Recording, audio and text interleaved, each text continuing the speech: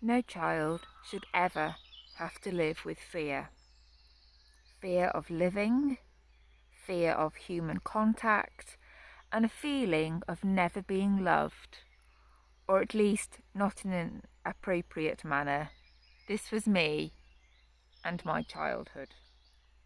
It's hard being second best, never quite reaching the dizzying heights of being the perfect child, never being favourite, not even once, and knowing that you'll never be good enough for anyone or anything, unless a monster wants to show their affection, but that hurts. Physically and mentally, I still carry the scars today, scars that are so deep-rooted, I fear that they will never heal, never fade, and may one day be my ultimate undoing. I grew up with a deep-rooted fear of men, all men. To me, they represented monsters, people to fear, people I must stay away from at all costs. I have such clear memories of the ultimate dread of being at my friends' houses and their dads being there. At the time, my mind never really understood why, but I knew that they must be avoided at all costs. It's like when you read fairy stories and then the baddie comes along. You know that you need to run and hide, to escape to a safe place where no one can hurt you, where no dark shadows loom under the bed or lie in wait for you, carefully plotting their next hideous, heinous act. To rob you of your innocence, something I think that a child should be able to hold on to for as long as possible, except mine was taken from me. It's strange, isn't it, how you can bury memories, traumatic experiences so deeply that they don't resurface till many years later. I'd kept mine locked away in a box deep inside my head, and then suddenly, wham, the flashbacks start, the memories resurface, and you are able to put the pieces back together like a jigsaw puzzle. This jigsaw doesn't paint a pretty picture, though. It represents something out of a horror story, where each piece you find is even more horrific than the last one. I knew I'd been right in my fear of men, right to want to run away from them, and definitely, most definitely right in my want of escaping them at all costs. Men hurt little girls. They hurt me. I must never sit on a green chair or sofa. The colour green is a bad colour for me, especially when you have a full-grown man lying on one with you, robbing you of everything, things that you will never ever be able to get back. The belief of fairy stories, all things good and being told never talk to strangers. This was no stranger. I knew this person.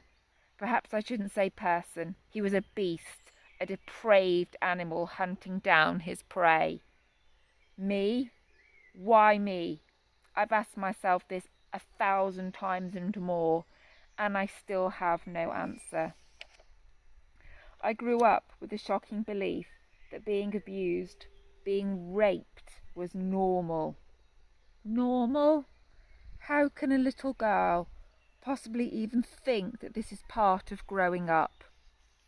I was barely of primary school age, even terrified of the school doctor because he was a man, screaming and crying at the thought of having to see him, be in the same room as him, and feeling absolutely petrified, desperate to escape, to run away, because I'm not safe. I need my mum to tell me it will all be all right, except she doesn't, and she thinks I'm being dramatic and is embarrassed of my outburst. I always seem to have an understanding or knowledge of sex. I'd have pictures in my mind of it, in some weird way feeling special because I knew something that other little girls didn't know. I know now that there is absolutely nothing special whatsoever about this knowledge, and writing this makes me feel totally repulsed and sickened to my inner core. It actually makes me run 1,000 miles from any sort of relationship. There is also the problem of growing up when you're not safe in your own home. Then there is definitely nowhere to hide, no safe places to escape to, just monsters lurking under the bed at every turn. Monsters who lie in wait for you and never, ever let go. They are controlling, manipulative. They abuse you. I used to be terrified of leaving my room. I'd rush to the toilet and the bathroom and lock the doors so I couldn't be caught. So I know I have a few minutes of safety, but my bedroom is in a dark corner and I'm always fearful of the shadows. Monsters can jump out at you when you least expect it. That's how they trap their prey, capture you in their tangled web, and you know that once caught, you are powerless to escape their clutches. Like a fly that has been trapped in a spider's web, there is only one outcome: destruction. I was caught in the spider's web so many times, impossible to escape, powerless to fend off the advances of the perpetrator. I'm helpless. Then the monster sits in your bedroom watching you. You're under constant surveillance. Even if they don't come near you, they don't touch you, the mental torture is just as damaging. Then they kiss you on the lips. They touch you with their fingers. You know it's not right, but they are controlling you. They say they are never wrong. But how can it be right? They have helped create you. Yes, they should love you, but not in this way. This is just wrong, so wrong. But who will believe me? Who can I turn to? I have nobody. For 18 long years, I'd been manipulated, put in danger, and felt scared for my very life, every day, every night. Then the marriage breaks up. I am free.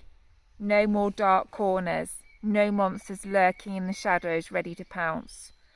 I may have been free in some respects, but memories have a mind of their own. Images spring back at you when you least expect. You have no control over them. One particular event brought back an even worse realization. Out of nowhere, something happened, and my first thought was, I am going to be raped again. Again.